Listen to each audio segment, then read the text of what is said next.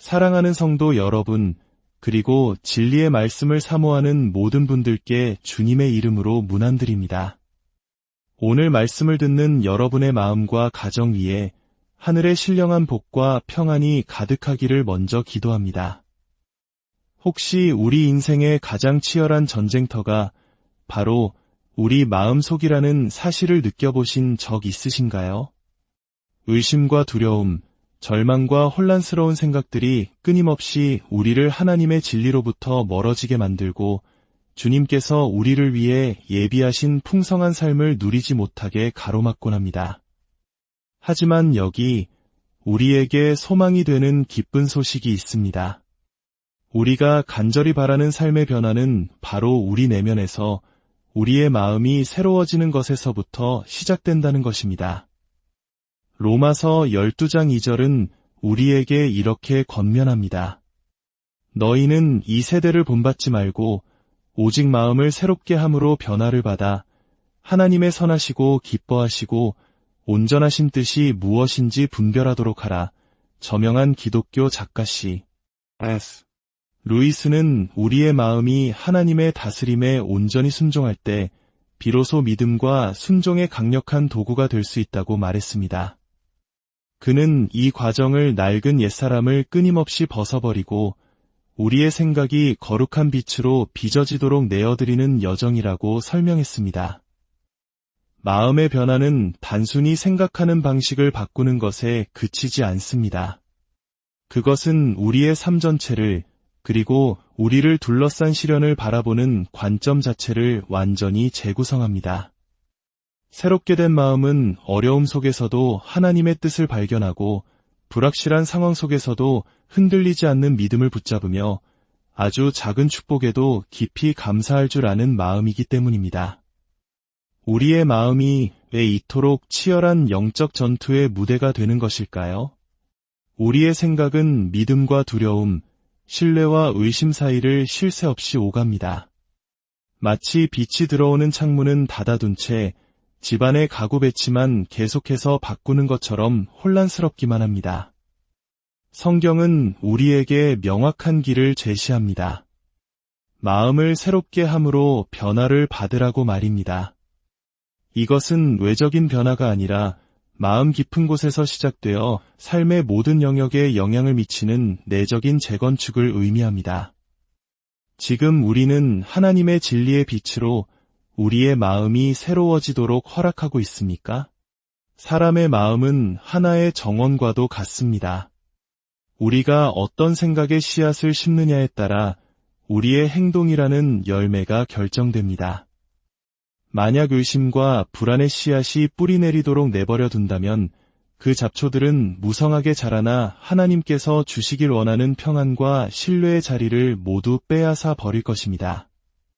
하지만 우리가 매일 하나님의 말씀을 묵상하고 진실한 기도로 마음을 가꾼다면 그것은 마치 정원의 잡초를 뽑아내고 그 자리에 하나님의 아름다운 사랑을 닮은 꽃들을 심는 것과 같습니다. 일상의 염려들은 종종 우리의 마음을 뿌옇게 흐려진 거울처럼 만들어 하나님의 빛을 제대로 반사하지 못하게 합니다. 그럴 때마다 우리는 기억해야 합니다.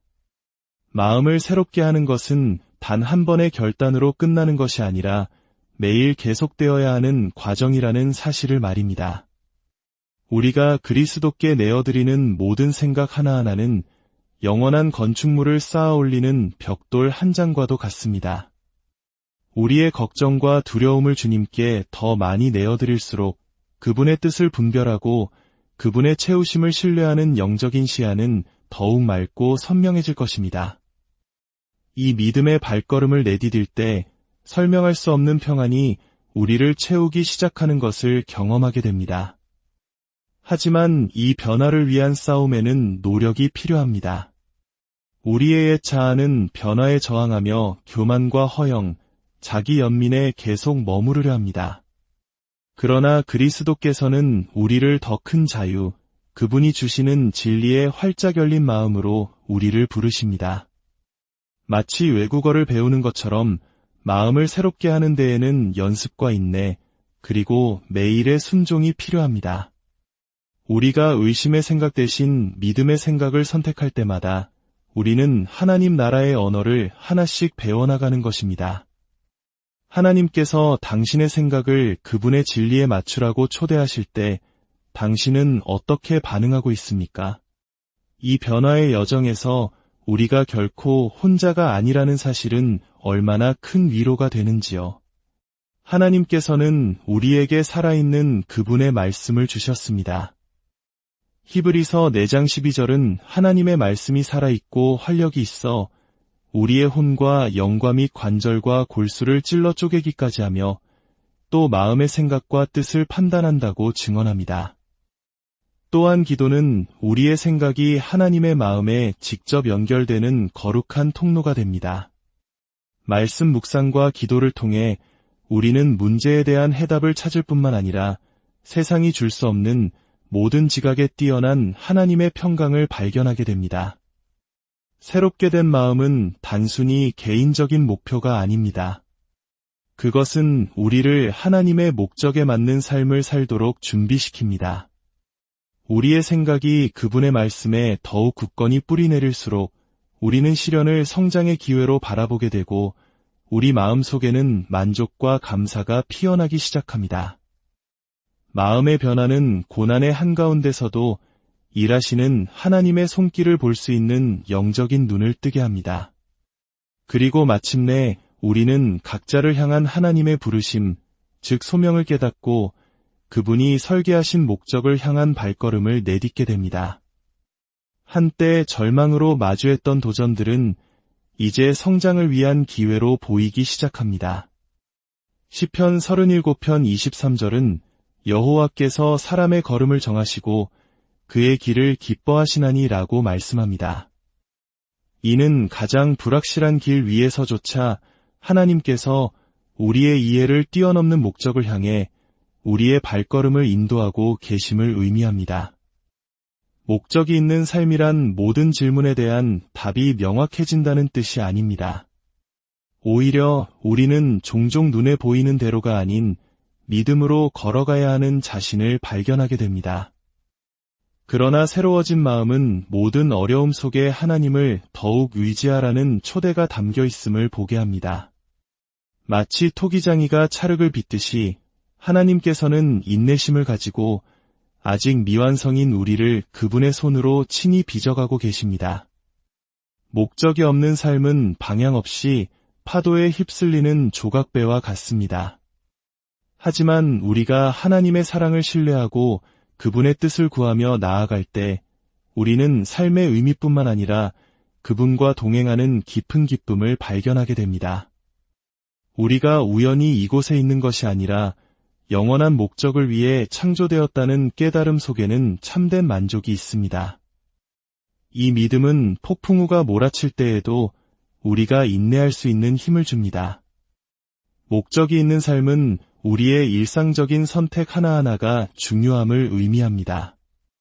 아무리 작아 보이는 결정이라도 그것은 마치 호수에 던져진 조약돌처럼 우리가 볼 수 있는 것보다 훨씬 더 멀리까지 파문을 일으킵니다. 우리의 마음이 하나님의 말씀과 일치될 때 우리는 더 큰 의도를 가지고 살기 시작합니다.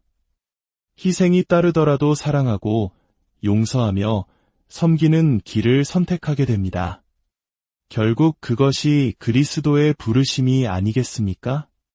그분 자신이 다른 사람을 위해 사는 삶이야말로 목적의 가장 순수한 표현임을 보여주셨습니다. 하나님의 섭리를 신뢰할 때, 그리고 하나님께서 우리의 삶을 이끌도록 허락할 때 가장 힘든 길조차 새로운 의미를 갖게 됩니다. 목적은 도전을 없애는 것이 아니라 용기와 감사로 그것들을 마주할 힘을 줍니다. 그리고 우리의 믿음이 자라남에 따라 우리는 보이지 않는 하나님의 사랑이 모든 것을 합력하여 선을 이루도록 이끌고 계심을 깨닫게 됩니다. 하나님께서 모든 것의 주권자이심을 알면서도 왜 우리는 그토록 통제권을 놓지 못하고 붙들고 있는 것일까요? 우리는 입술로는 믿음을 고백하지만 폭풍우가 닥치면 신뢰하기를 주저합니다. 잠언 3장 5절은 우리에게 권면합니다.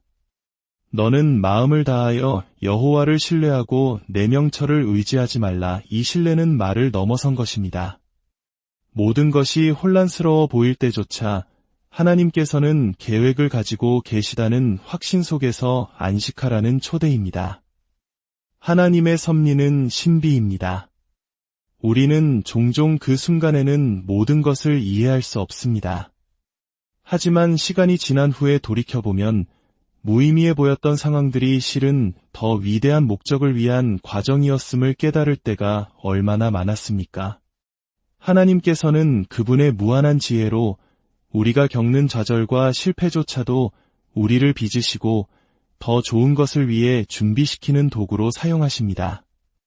형제들에게 팔렸지만 결국 한 민족을 구원하는 자리에 서게 된 요셉의 삶을 기억해 보십시오. 하나님의 섭리를 이해할 때 우리는 도전을 새로운 관점으로 보기 시작합니다. 각각의 어려움은 더 이상 장애물이 아니라 영적 성장을 위한 디딤돌이 됩니다. 하나님께서는 고통을 낭비하지 않으십니다. 그분은 고통을 사용하여 우리를 가르치고 강하게 하며 당신께로 더 가까이 이끄십니다. 이것은 시련이 쉽다는 의미가 아니라 그 모든 것에는 분명한 목적이 있다는 확신을 줍니다. 마침내 우리가 하나님의 섭리에 온전히 순종할 때 우리는 환경에 좌우되지 않는 참된 평안을 발견하게 됩니다. 그 순종은 우리가 혼자가 아니며 우리의 삶이 창조주의 손에 있음을 가르쳐줍니다. 점차 불안은 감사로 바뀌고 믿음은 우리 앞에 놓인 미래를 담대히 마주할 힘을 줍니다. 온 우주를 붙드시는 바로 그 하나님께서 우리 삶의 아주 작은 부분까지도 동일하게 붙들고 계시기 때문입니다. 용서는 말하기는 쉽지만 실천하기는 어려운 단어입니다. 우리는 용서하라는 부르심을 알면서도 종종 저항하는 것일까요? 아마도 우리는 용서를 다른 사람을 위한 호의라고 생각하며 그것이 무엇보다 우리 자신을 위한 해방의 행위임을 잊기 때문일 것입니다. 예수님께서는 마태복음 6장 14절에서 가르치셨습니다. 너희가 사람의 잘못을 용서하면 너희 하늘 아버지께서도 너희 잘못을 용서하시려니와 용서는 고통을 잊는 것이 아니라 우리를 과거에 묶어두는 사슬을 끊어내고 오직 하나님만이 주실 수 있는 평화를 위한 자리를 만드는 것입니다. 원한을 품는 것은 보이지 않는 무거운 짐을 지고 매일 살아가는 것과 같습니다. 우리는 마음을 보호한다고 생각하며 분노를 키우지만 실제로는 하나님의 사랑이 주는 자유에 스스로를 닫아버리는 것입니다. 다른 사람이 용서받을 자격이 있어서가 아니라 하나님께서 먼저 우리를 용서하셨기 때문에 우리도 용서해야 합니다. 성경은 우리가 아직 죄인 되었을 때에 하나님과 화목하게 되었다고 상기시킵니다. 이 진리를 깨달을 때 용서는 더 이상 짐이 아니라 우리가 받은 은혜의 반영이 됩니다. 용서는 또한 우리에게 겸손을 가르칩니다. 우리 역시 완벽하지 않으며 우리에게 상처를 준 사람들만큼이나 하나님의 자비에 의지해야 하는 존재임을 인정하게 합니다. 용서하지 않는 것은 가시를 손에 꽉 쥔 채 다른 사람이 고통을 느끼기를 바라는 것과 같습니다. 정작 상처받는 것은 바로 우리 자신인데도 말입니다.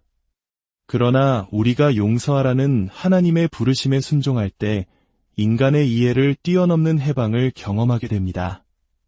쓴 뿌리가 힘을 잃고 우리 마음은 치유를 향해 열립니다. 우리가 용서할 때 우리는 다른 사람을 풀어줄 뿐만 아니라 더 많은 하나님의 은혜와 사랑을 받을 수 있는 자리에 서게 됩니다. 그리하여 용서는 우리를 해방의 상태로 인도하며 원망의 무거운 짐 대신 평화가 그 자리를 채우게 됩니다. 그것은 단지 하나님의 명령이 아니라 우리 마음을 위한 귀한 선물입니다. 모든 것이 불확실하게 느껴질 때 당신은 어떻게 당신의 영혼을 채우고 있습니까? 세상의 수많은 방해 속에서 우리의 믿음을 진정으로 강하게 하는 것, 바로 기도와 말씀 묵상을 소홀히 하기 쉽습니다. 예수님께서는 수많은 군중 속에서도 종종 기도하기 위해 홀로 물러가셨습니다. 기도는 단순히 시간을 내어 하는 행위가 아니라 아버지 하나님과의 생명의 연결임을 보여주신 것입니다. 기도는 단지 하나님께 말을 거는 행위가 아닙니다. 삶의 분주함에서 벗어나 고요함 속에서 그분의 음성을 듣는 법을 배우는 과정입니다. 그 고요함 속에서 우리의 두려움은 신뢰로 바뀌고 의심은 해답을 찾게 됩니다. 기도는 우리를 하나님의 사랑과 돌봄에 의존하는 자녀의 자리에 서게 합니다. 그리고 이것이 말씀 읽기와 결합될 때 강력한 변화가 일어납니다. 우리는 내면으로부터 새로워집니다. 성경은 단순히 오래된 고문서가 아닙니다. 그것은 우리의 믿음을 지탱하는 영적인 양식입니다. 디모데후서 3장 16절은 모든 성경은 하나님의 감동으로 된 것으로 교훈과 책망과 바르게 함과 의로 교육하기에 유익하니라고 말씀합니다. 이는 모든 구절이 우리의 인격을 빚고 믿음을 강화하며 삶의 도전에 맞설 수 있도록 우리를 준비시키는 힘을 가지고 있음을 의미합니다. 기도와 말씀 연구 없이는 믿음이 약해질 수 있습니다. 그것은 마치 전원에 연결하지 않은 램프에 불을 켜려는 것과 같습니다. 기도는 우리를 아버지께 연결하고 성경은 그분의 뜻을 드러냅니다. 이 두 가지는 서로를 보완하기에 결코 분리될 수 없습니다.